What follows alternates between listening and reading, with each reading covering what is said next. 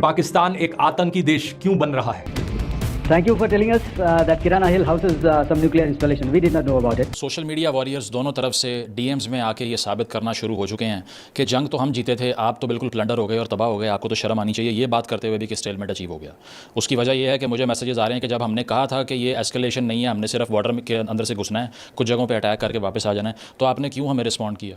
ये आर्ग्यूमेंट है, ठीक है। इस तरह के आर्ग्यूमेंट्स मुझे पिछले 3-4 दिन से सुनने को मिल रहे हैं। इससे पहले कि मैं इस पे बात करूं, जो सबसे बड़ी एक ख़बर सोशल मीडिया पे फैली हुई है, जो पाकिस्तानी भी फैला रहे हैं, मैं उनसे रिक्वेस्ट करूंगा कि आप अपना थोड़ा सा दिमाग भी इस्तेमाल किया करें।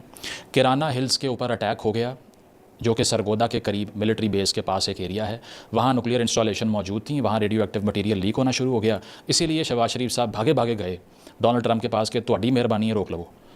उसकी वजह है कि अगर ये रेडियो एक्टिव मटीरियल लीक होता रहा तो हम सारों के तो जिस्म पिघल जाएंगे, 24 करोड़ को फ्रिज में रखना पड़ेगा दोबारा ज़िंदा करने के लिए। तो ये वजह बनी जंग बंदी की। सबसे बड़ा सोशल मीडिया के ऊपर रूमर इस वक्त ये फैला हुआ है, जिससे टेरराइज़ हो रहे हैं लोग भी, इंडियन साइड के लोग भी मुझे मैसेज कर रहे हैं, पाकिस्तान वाले भी कर रहे हैं। इससे पहले कि मैं इसकी हकीकत आपके सामने आश्कार करूं, और साथ साथ ये कि जो सैटेलाइट इमेजरी पाकिस्तानी एयरबेसिस की दिखाई जा रही है, जिसकी बुनियाद पर मुझे ईमेल्स करके लोग ये कह रहे हैं, ये देखो लेंटर गिरा हुआ है छत का, ये एयरबेस का, इसका मतलब है आप ख़त्म हो गए। आइंदा से जंग होगी तो इसके बाद में छड़ियाँ और चाकुओं से लड़ोगे, आपके पास तो एयर कैपेबिलिटी न्यूट्रलाइज हो गई, ख़त्म हो गई। आपको शर्म आनी चाहिए, आप स्टेलमेट बोल रहे हैं, आप तो हार गए हैं।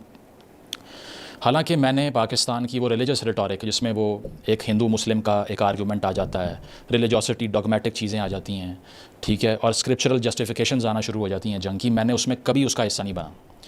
जितनी वीडियोज़ आप देख लें, मैंने ये कहा कि दोनों countries at the brink of absolute war थे, न्यूक्लियर वॉर के करीब सूरत हाल नहीं जानी चाहिए, डी एस्केलेट होना चाहिए, लेकिन कंपेल कर रहे हैं कि अपने मुंह से माने आप हार गए हैं या आप जीत गए हैं, ठीक है, ताकि हमें रात को नींद अच्छे से आ जाए। इन सारे इश्यूज़ पे बाद में बात करूँगा, इस पर भी बाद में बात करूँगा कि हमने तो आतंकी ठिकानों पर हमला किया और आगे से पाकिस्तान ने हम पे ही अटैक कर दिया। तालियाँ, exquisite logic, absolutely out of the park, कि हमें तो पता ही नहीं था कि अगर इंटरनेशनल बाउंड्री वायलेट करके जाएंगे तो आगे से फ़ौज आ जाएगी, हमें तो नहीं पता था। ये तो नॉन एस्केलेटरी इनिशिएटिव था। इन सबको मैं एड्रेस करूंगा, लेकिन उससे पहले एक लोकल ची गवारा की वीडियो आ गई 10 दिन बाद, जिस वीडियो के दरमियान में पाकिस्तान को दहशतगर्द साबित करते करते उन्होंने ये इश्तिहार भी चला दिया, AI मास्टर क्लास, मुझे $1 दीजिए और लाइक सब्सक्राइब शेयर करना ना भूलिए, मैं आपको स्पेसिफिकली सिखाऊंगा किस तरह AI का इस्तेमाल करना है। बीच में ये ऐड भी चला उनकी वीडियो के, नाम है ध्रुव राठी। इससे पहले कि आपको ये बताऊं उन्होंने किया क्या है, डिस्क्लेमर ये है कि इसका मतलब बिल्कुल नहीं है कि उन्होंने पहले जो काम किया उसको मैं डिस्क्रेडिट कर रहा हूँ, नहीं कर रहा। I think he has done a wonderful job in criticising the media landscape of India, which is a basic and massive problem in sensationalising every issue. All the credit to him there. जो कुछ भी उन्होंने social criticism से, communal hatred के खिलाफ बात की है, I totally recognise that, but ये सारी डिस्कशन केस स्पेसिफिक होगी। इसका बिल्कुल ये मतलब नहीं है कि मैं ये कहूँगा कि आप सारे जाके उसको गालियाँ दें। I will still hold him in deepest respects because he is better of the lot. एक वीडियो उन्होंने बनाई सीज़ फायर के ऊपर, जिसमें उन्होंने ये बीच में इश्तिहार भी चला दिए, और इस वीडियो के अंदर उन्होंने ये साबित कर दिया कि FATF, दुनिया की तमाम वॉच डॉग्स जिनके मिलियंस ऑफ डॉलर्स के बजट्स हैं, पूरी दुनिया की टेरर फाइनेंसिंग के ख़िलाफ़ जो बॉडीज़ हैं, पूरी इंटरनेशनल कम्युनिटी सब जाहिल है। मेरा यूट्यूब चैनल देखो, मैंने साबित कर दिया कि पाकिस्तान को ब्लैक लिस्ट में डाल के ब्लॉक कर दो, चारों तरफ दीवार बना दो पाकिस्तान के अंदर, खुद ही बांध के मार दो इनको सारों को।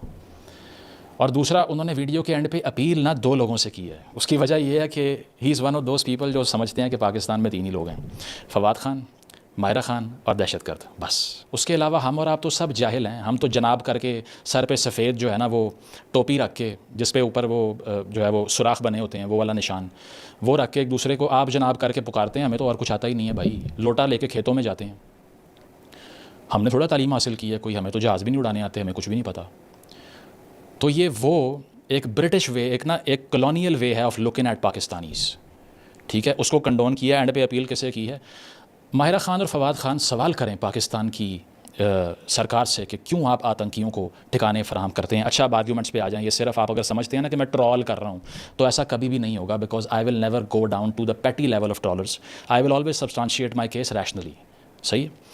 पहली बात जनाब ने यह की कि प्रेस ब्रीफिंग में इंडिया ने कह दिया है कि दरअसल सिविलियंस को हमने टारगेट नहीं किया, पाकिस्तान ने किया है, और उसमें उन्होंने 4-5 मिसालें इंडियन मीडिया की उठा के दे दी कि सिविलियंस मारे हैं। भाई दोनों ने मारे हैं। इतनी स्पाइन पैदा करो कि आप कैमरे के ऊपर आके मेरी तरह ये कह सको कि दोनों states including India and Pakistan have always treated Kashmiris as collateral damage in their mutual war. जब इतनी हिम्मत पैदा हो जाएगी तब वीडियोज़ बना के खुश कीजिएगा सारी लिबरल ऑडियंस को। आपने सिर्फ ये दिखाया कि Indian side of the Kashmir पे सिविलियंस मर गए। ये नहीं आपको पता कि इंडिपेंडेंट सोर्स क्लेम करूंगा, अरब न्यूज़ ये रिपोर्ट कर रहा है quote unquote 31 killed in Pakistan Kashmir, Azad Jammu Kashmir जिसको लिखते हैं, 31 सिविलियन मरे हैं इंडियन फायर से। पाकिस्तान के फायर से भी इंडियन सिविलियंस मरे हैं पूंछ में। मैं कैमरे के ऊपर कन्फेस कर रहा हूँ, आप में इतनी जुर्रत है करके दिखाएं। पहला चैलेंज आपको ये कि आपने सिर्फ वन साइडेड बात की कि चूंकि सिविलियन मारे थे इसीलिए वहाँ घुस के न्यूक्लियर वॉर लगा दो। ठीक है, पहला क्लेम जनाब का ये था। सोर्स क्या था? Indian media. दूसरे क्लेम के ऊपर आ जाएँ जी। अच्छा, इसके साथ इन्होंने ये लफ्ज़ यूज़ किया, कायराना हमला किया। ये वही पाकिस्तान वाली रिटोरिक जो टीवी के ऊपर यूज़ होती है ना, बुज़दिलाना हमला, दांत खट्टे कर दिए, मुंह तोड़ दिया। अगर इस टर्मिनोलॉजी का कोई इस्तेमाल कर रहा है ना, वो बोल ही झूठ रहा है, ये याद रखना। मेरे मुंह से आप कभी ये नहीं सुनेंगे भारत ने बुज़दिलाना हमला कर दिया और हमने उनके दांत तोड़ दिए, बिकॉज ये वो अटर बुलशिट है, लो इंटेलेक्ट बुलशिट है जो आम ऑडियंसेस जिन बेचारों के पास एक्सपोजर नहीं जिनको दिया जाता, उन्हें कंज्यूम करवाने के लिए टूल्स की तरह इस्तेमाल करने के लिए होता है। ध्रुव राठी की लैंग्वेज सुने, कायराना हमला। ठीक है, आगे जनाब क्या कहते हैं जी, इंडियन एक्सप्रेस की कोटेशन ये इस्तेमाल करते हैं। अच्छा, यहाँ पे जो बात सारी वीडियो में की गई है, एक इंटरनेशनल सोर्स इस्तेमाल नहीं किया इस आदमी ने। मुझे एक मरतबा बता दें कि मैंने पाकिस्तान का लोकल न्यूज़ एजेंसी का सोर्स इस्तेमाल किया हो, हालांकि डॉन की तरह के इम्पार्शल तरीन पेपर्स उनको तक कोट नहीं किया, because I know people won't believe it.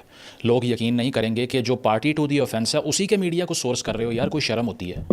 आपकी पूरी वीडियो में क्या सोर्सेज हैं? Times of India, Indian express, Hindustan times, the print, चारों इंडियन। सिर्फ 2 इंटरनेशनल सोर्स एंड पे इस्तेमाल किए हैं, और वो कहाँ पे किए हैं? माइंड यू, अब बारीक वारदात चेक करें, वो वहाँ पर किए हैं जहाँ ये दिखाना था कि पाकिस्तान में गुर्बत कितनी है। पहलगाम वाक़े पे नहीं किया, राफेल्स डाउन करने पे नहीं यूज़ किया, टेरर कैंप्स को अटैक करने पे, बेसिस को अटैक करने पे नहीं यूज़ किया। सारे इंडियन सोर्सेज भाईजान इलेक्शन से पहले छाती पीट रहे थे, कोदी मीडिया, सारा मीडिया झूठ बोलता है। अब 23 मिनट की वीडियो पाकिस्तान के अगेंस्ट बना के दहशतगर्द स्टेट डिक्लेयर करके सैंक्शन लगवाने की कैंपेन चला रहे हो, और सोर्स कौन है? Indian media. This is your credibility. इसके आगे चलें, जनाब कहते हैं ख्वाजा आसिफ ने खुद मान लिया कि हम दहशतगर्द तंजीमों को सपोर्ट करते रहे हैं। ओ भाई, वो कोल्ड वॉर की बात कर रहा था, क्योंकि एक वेस्टर्न एंकर बैठी हुई थी सामने, जिसकी सारी बायस उसके ट्विटर पे जाके देख लें आप। यल्दा हकीमी की बात कर रहा हूँ मैं। और मैंने ख्वाजा आसिफ का खुद डिफेंस मिनिस्टर का इंटरव्यू किया। मैंने कहा आपने ये क्या स्टेटमेंट दिया है? उन्होंने ये कहा कि आप जाके पूरी वीडियो देख लीजिए। उसकी वजह यह है कि अफ़गान वॉर की बात हो रही है। मैंने 250 वीडियोस तो मैंने बनाई हुई हैं जिसमें मैं खुद मान रहा हूँ कि हमने मुजाहिदीन को ट्रेन किया अफ़गानिस्तान में इस्तेमाल करने के लिए। ये किसको नहीं पता? रेवोल्यूशन बाय ध्रुव राठी पाकिस्तान मान गया। वो भाई, पिछली 20-25 साल की किताबें उठा के पढ़ लो ना, दुनिया में कहीं भी लिखी गई हैं इस अफ़गान वॉर के ऊपर, तो हर किसी ने ये एडमिशन किया हुआ है कि हम बने यूएस का कैंप यहाँ पे, उन्होंने पैसा दिया, हमने स्टिंगर मिसाइल भेज के वहाँ पे रशिया को हरा के बाहर भेज दिया। ये किसको नहीं पता? ब्रेकिंग न्यूज़ दे रहे हैं इंडियन सिटीज़न को कि पाकिस्तान मान गया। इंडिया की बात ही नहीं हो रही थी वहाँ पे।